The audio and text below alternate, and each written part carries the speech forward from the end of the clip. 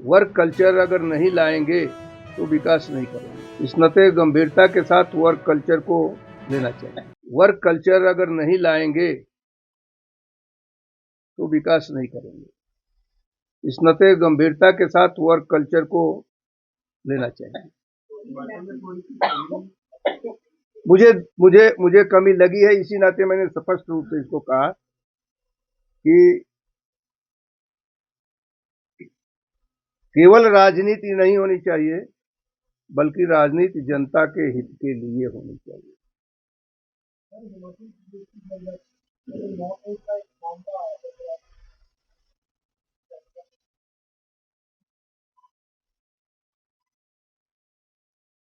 मुझे लगता है कि आपका प्रश्न उचित है, लेकिन जाते समय कहना बहुत उचित नहीं है कि पर्याप्त सूचनाएं मेरे पास जो उसके लिए लागू करने के लिए होनी चाहिए वो सरकार की तरफ से नहीं मिली। That's all. प्रदेश के पास साधन नहीं है, साधन न्यूनता है। इस बार से रेवेन्यू काम कैसे करेंगे?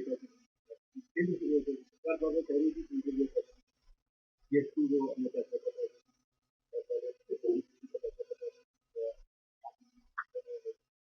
ये एक इशू भी आता है, इसको आप कैसे देखते हैं?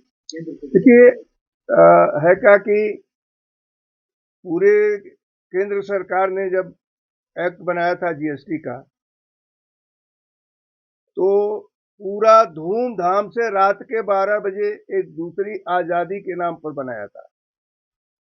और शायद आपको नहीं मालूम, लेकिन जीएसटी काउंसिल की एक नहीं बल्कि सैकड़ों मीटिंग्स हुई है और विभिन्न प्रदेशों में हुई है। और पूरे भारत में केंद्र में जो सरकार है वही नहीं है, बल्कि अन्य दलों की भी सरकार है।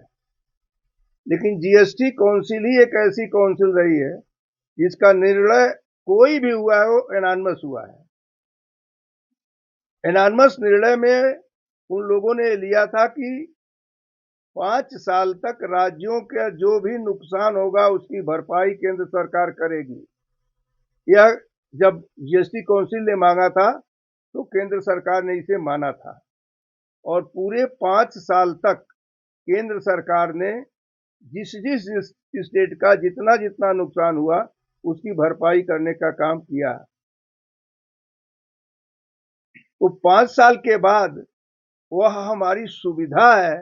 अगर हम यह मान करके चलेंगे तो निश्चित रूप से हम घाटे में रहेंगे, और यह मान करके चलेंगे कि नहीं 5 साल पूरा हो गया अब हमें अपने पैरों पर खड़े होना है, तो निश्चित रूप से खड़े हो जाएंगे।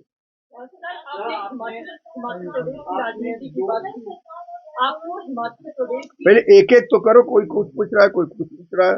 और सर, आपने हिमाचल प्रदेश की बात की। हिमाचल प्रदेश की राजनीति का एक सकारात्मक और एक नकारात्मक पहलू क्योंकि आपने 3-4 हिमाचल प्रदेश में बताए। और दूसरा सवाल ये कि तेलंगाना जाने से पहले हिमाचल प्रदेश के मुख्यमंत्री से